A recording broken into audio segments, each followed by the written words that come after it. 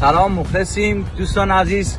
داریم میریم غواصی. برای اولین بار در عمرم دارم این تجربه رو در واقع انجام میدم. میخوام ببینم چه حسایی داره، برای شما تعریف میکنم. روی قایقم با شما صحبت خواهم کرد. با من همراه باشید.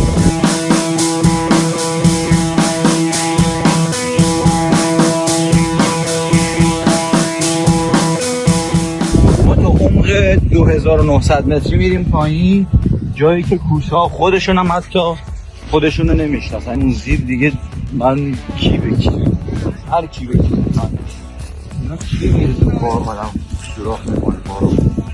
اینا خیلی آقا اینا چرا؟ آقا خشایار مربی حسن آقا منو میخواد تو عمق 2900 بنزین ببره پایین و کوسه هایی که با دمشون زیر اروپایی میزنن نشون میده.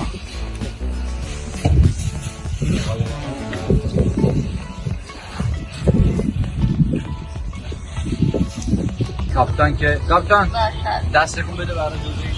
اسم چیه کاپتان؟ کیان. آفرین.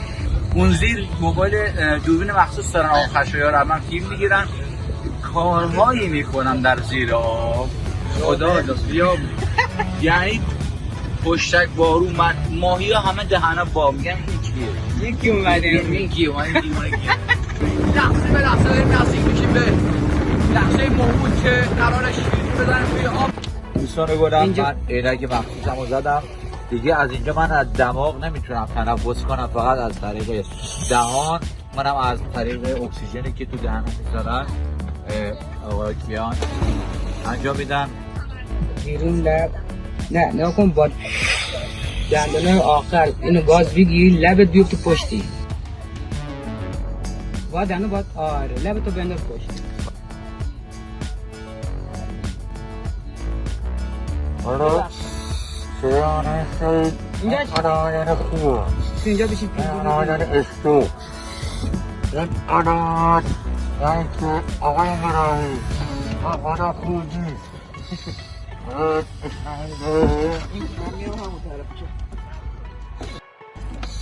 اگه از جلو افتادم این افتاد که قایق آمده اوکی؟